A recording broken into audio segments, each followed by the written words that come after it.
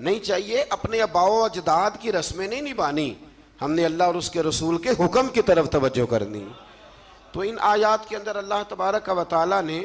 اس بات پر بھی نبی پاک علیہ السلام کو اور صحابہ کو تسلی دی کہ اگر یہ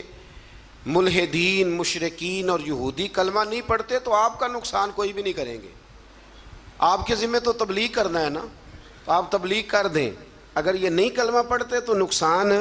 نہیں کریں گے۔ اسی سے ہمارے مفسرین نے یہ مسئلہ بھی بیان فرمایا کہ عالم کو، مبلغ کو، واعظ کہنے والے کو دین کی بات کر دینی چاہیے، اور اگر اس کی بات سن کے کوئی عمل نہیں کرتا تو اس کا پھر کوئی نقصان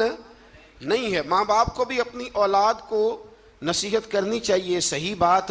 بتانی چاہیے۔ اب کوئی اولاد عمل نہ کرے تو ماں باپ کو اب اس کی طرف سے کوئی باز پرس نہیں ہوگی۔ آیت نمبر 106 کے اندر ارشاد فرمایا کہ جب تم وصیت کرنے لگو نا اپنی اولاد کے لیے یا پیچھے مال چھوڑ کے جانے والوں کے لیے، تو تم گواہ مقرر کر لیا کرو تاکہ کوئی تنازع کھڑا نہ ہو، گواہ مقرر کرو، اللہ کریم نے حکم ارشاد فرمایا۔ لیکن بعض مفسرین نے یہ بھی لکھا ہے ان آیات کے حوالے سے کہ جب سے احکام وراثت نازل ہو گئے، اللہ نے خود بیان کر دیا کہ بیٹے کا اتنا ہے، بیٹی کا اتنا ہے، بیوی کا اتنا ہے، بھائی کا اتنا ہے، ماں باپ ہوں زندہ تو پھر ان کا اتنا ہے، تو اب یہ آیات ویسے ہی منسوخ ہو گئی ہیں، اب وصیت کرنے کی کوئی ضرورت موجود نہیں رہی، بات ہی ختم ہو گئی۔ آیت نمبر 110 سے لے کر 111 میں اللہ تعالیٰ نے حضرت عیسیٰ علیہ السلام کو اپنی نعمتوں کی یاد دہانی کرائی۔ ان میں سے فرمایا میں نے روح القدس سے تمہاری مدد کی، اللہ فرما رہا ہے۔ پھر ارشاد فرمایا کہ میری دی ہوئی طاقت سے تم نے پنگوڑے میں باتیں کرنی شروع کر دی، یہ رب بیان فرما رہا ہے۔ پھر فرمایا میں نے تمہیں کتاب و حکمت دی، تورات اور انجیل کی تعلیم دی۔ پھر اللہ تبارک و تعالیٰ نے حضرت موسیٰ کو جو معجزات عطا فرمائے ان کا بھی ذکر فرمایا۔ فرمایا اذن الہی سے آپ مٹی سے پرندہ بنا کر اس میں جان ڈال دیتے تھے، مادر زاد اندھوں اور برس کے مریض شفا یاب ہو جاتے تھے، مردوں کو زندہ کر دیتے تھے، اور بنی اسرائیل کی جو ایذا رسانیاں تھی، تکلیفیں تھیں، ان سے بھی اے عیسیٰ ہم نے آپ کو بچایا تھا۔ ان ساری باتوں کا ذکر فرمایا، اور پھر آیت نمبر 112 میں اس بات کا بھی ذکر کیا کہ عیسیٰ علیہ السلام کے حواریوں نے ان سے یہ التجا کی تھی کہ اللہ تبارک و تعالیٰ کی بارگاہ میں یہ عرض کریں کہ آسمانوں سے ہمارے لیے تیار کھانا نازل کرے، یعنی کھانا اور وہ بھی تیار، اللہ تیار کھانا ہمارے لیے نازل کرے، اس سے ہم کھائیں گے، ہمیں قلبی اطمینان ہوگا۔ تو عیسیٰ علیہ السلام نے دعا کی کہ اے اللہ، اے ہمارے پروردگار، ہم پر آسمان سے نہ کھانا نازل فرما تاکہ وہ ہمارے اگلوں کے لیے بھی عید کا دن بن جائے اور پچھلوں کے لیے بھی عید کا دن بن جائے۔ کھانا نازل ہو جس دن، اس دن عید منا لینی چاہیے، تو جس دن نبی پاک دنیا میں تشریف لائیں، یعنی کھانا آ جائے تو عید بن سکتی ہے، سورۃ المائدہ پڑھ رہا ہوں، روٹی آئے تو عید بن سکتی ہے، اور اگر اللہ کے رسول تشریف لائیں تو ہمارے بزرگ تو کہتے ہیں نثار تیری چہل پہل پر ہزاروں عید ربیع الاول، سوائے ابلیس کے جہاں میں سبھی تو خوشیاں منا رہے ہیں۔ اس کے بعد اللہ تعالیٰ نے اگلی آیات میں نا بنی اسرائیل پر، نصارہ پر، عیسائیوں پر حجت قائم کی ہے، دلیل، اور کمال کی بات ہے، یہ وہ آیات ہیں کہ جن میں بندے کی روح نعرہ لگانے کو پہنچتی ہے، اور ایسی دلیلیں ہیں کہ جن سے انسان صحیح معنوں میں جوش اختیار کرتا ہے۔ اللہ کریم نے نصارہ کو فرمایا کہ اے عیسیٰ، نصارہ کو حجت قائم کرنے کے لیے فرمایا اے عیسیٰ، کیا آپ نے لوگوں کو یہ کہا تھا کہ مجھے اور میری ماں کو اللہ کے سوا خدا بنا لینا؟ اللہ کریم نے حضرت عیسیٰ علیہ السلام سے کہا، فرمایا یہ جو کہتے ہیں کہ حضرت عیسیٰ اللہ کے بیٹے ہیں، تو آپ نے کہا تھا؟ تو یقیناً پھر جواب یہی ہے کہ جناب عیسیٰ نے کہا نہیں تھا۔ تو جناب عیسیٰ اگر یہاں کہہ رہے ہیں کہ میں نے نہیں کہا، تو قیامت میں بھی وہ یہی کہیں گے۔ تو پھر جو باطل نظریات والے لوگ ہیں، باطل نظریات والے، اسی طرح کا معاملہ آج کل بزرگوں کے ساتھ ہوتا ہے۔ بزرگوں نے کہا تھا کہ ہمارے جو مزارات ہوں گے ان پہ آ کے تم لکی رانی سرکس لگا لینا،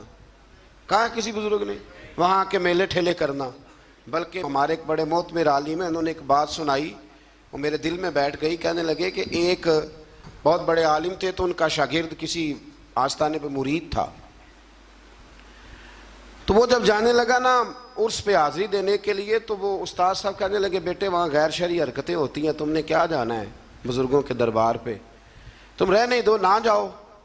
بچے نے ضد کی کہ نہیں میرے ابا جی کا بھی پیر خانہ ہے، میرے دادا جی کا بھی تو میں نے جانا ہے۔ تو استاد صاحب نے نا ایک رکا لکھ کے دیا، فرمانے لگے بیٹے جب وہاں پہنچو نا بزرگوں کی قبر پہ رکھ دینا، پڑھنا نہیں، اور واپس آنا تو اٹھا کے لانا۔ انہوں نے جواب کہہ دیا ہے۔ وہ نوجوان کہتا ہے کہ میں نا وہ رکا لے کے گیا، ابھی میں رستے میں ہی تھا کہ ایک بابا جی نا بڑے نورانی چہرے والے درخت کے نیچے بیٹھے ہوئے تھے، تو میں تو اپنی مستی میں گزر رہا تھا، تو بزرگوں نے میرا نام لے کے مجھے بلایا، اور میں نے جب ان کی طرف توجہ کی تو میرا نام ہی نہیں میرے ابا جی کا نام بھی بتا دیا انہوں نے۔ کہتے مجھے کہنے لگے ادھر آ بیٹے، پتر ادھر آ۔ میں قریب گیا تو کہنے لگے وہ رکا لا جو تیرے استاد نے دیا ہے۔ کہتے میں روب اتنا طاری ہوا کہ میں بول ہی کوئی نہ سکا، رکا میں نے بابا جی کو دے دیا۔ کہنے لگے پتر عرس پہ جا، فارغ ہو کے نا واپس جانا تو رکا مجھ سے لے جانا۔ کہتے ہیں میرے پہ اور روب طاری ہوا، عرس کیا دیکھنا تھا، میں تو پریشانی میں ہی رہا۔ واپس آیا تو بابا جی تھے، میں نے وہ رکا لیا، تو جا کے میں نے رکا استاد جی کو دیا۔ جب میرے مفتی صاحب نے وہ رکا پڑھا تو ان پر اتنا سحر طاری ہوا کہ بے ہوش ہی ہو گئے۔ کچھ دیر کے بعد ہوش آیا، نارمل لائف میں جب وہ آئے عام روٹین کی زندگی میں، تو میں نے ان سے کہا کہ حضرت صاحب میں بڑا دیانتدار شاگرد ہوں، میں نے جاتی دفعہ بھی نہیں پڑھا کہ آپ نے کیا لکھا ہے، اور جو جواب آیا وہ بھی نہیں پڑھا، لیکن آپ کا بے ہوش ہونا، بزرگوں کا ملنا میری سمجھ میں نہیں آتا، کچھ سمجھا دیں۔ تو کہتے ہیں کہ وہ استاد مجھ سے کہنے لگے کہ بیٹا وہ جو بزرگ تجھے ملے تھے نا وہ دراصل وہی تھے جن کے تو عرس پہ گیا تھا۔ تو وہ رکا انہوں نے اس لیے لے لیا، میں نے رکے پہ لکھا تھا کہ بابا جی اگر آپ اتنے ہی طاقت والے ہیں تو یہ غیر شرعی حرکتیں ہوتی ہیں تو آپ روکتے کیوں نہیں، میں نے رکے پہ لکھا تھا۔ تو کہتے ہیں بابا جی نے جواب دیا ہے کہ غیر شرعی حرکتیں ہوتی ہیں تو ہم تو نکل کے سائیڈ پہ بیٹھ جاتے ہیں، اسی لیے تو لوگ کہتے ہیں دربار پہ گئے تھے تو جو دعا مانگی ہے وہ قبول نہیں ہوئے، بابا تو وہاں تھا ہی نہیں، وہ تو سائیڈ پہ ہو گیا، وہ تو تھے ہی نہیں، وہ تو نکل آئے کہ تم ہمیں تنگ کرتے ہو لہذا ہم جا رہے ہیں۔ فرمایا بزرگ تو مزار چھوڑ کے چلے جاتے ہیں اس لیے کہ وہ اللہ کے رسول کی شریعت کے پورے، اور کہتے ہیں آپ بے ہوش کیوں ہوئے؟ تو کہنے لگے بے ہوش اس لیے ہوا تھا کہ بابا جی کہنے لگے مولانا ہم پہ اعتراض نہ کرو، جب تک ہم زمین کے اوپر تھے منع کرنے کی ڈیوٹی ہماری تھی، اب ہماری ڈیوٹی نہیں، اب تمہاری ڈیوٹی ہے، تم اپنا کام پورا کرو، تم ڈیوٹی ادا کرو۔ بیٹھ کے وہاں طنز کر رہے ہو کہ یہ کیوں ہو رہا ہے تو وہ کیوں ہو رہا ہے، تو حضرت عیسیٰ علیہ السلام نے کسی کو کہا نہیں کہ تم میری عبادت کرو یا معاذ اللہ میری ماں کو رب مانو، تو قیامت کے دن بھی وہ یہی کہیں گے کہ یا اللہ میں نے انہیں کہا نہیں تھا۔ تو جب لوگ اپنی طرف سے چیزیں بنانے لگتے ہیں پھر خرابی پیدا ہوتی ہے۔ تو میرے عزیز دوستو پھر اس سے آگے سورہ انعام شروع ہو جاتی ہے، یہ مکی صورت ہے۔ اس صورت کے بالکل آغاز میں اللہ تبارک و تعالیٰ نے اپنی قدرت کا بیان فرمایا ہے کہ اس نے آسمان، زمین، ظلمت اور نور کو پیدا کیا، اس نے انسان کو مٹی سے پیدا کیا، پھر اس کے لیے ایک مدت حیات اور قیامت کا وقت مقرر فرمایا، لیکن کافر پھر بھی اپنے رب کے ساتھ شریک ٹھہراتے ہیں اور اس کی قدرت کے بارے میں شک میں مبتلا ہوتے ہیں، حالانکہ وہ ظاہر اور باطن اور انسان کے ہر عمل کو جاننے والا ہے۔ منکروں کا ایک شعار ہے، یہ طریقہ ہے کہ اللہ کی قدرت کی نشانیاں آنے کے باوجود بھی اس پہ غور نہیں کرتے، توجہ نہیں کرتے۔ اللہ تعالیٰ فرماتا ہے تم سے پہلے بھی کئی قوموں کو ہم نے زمین میں اقتدار دیا تھا،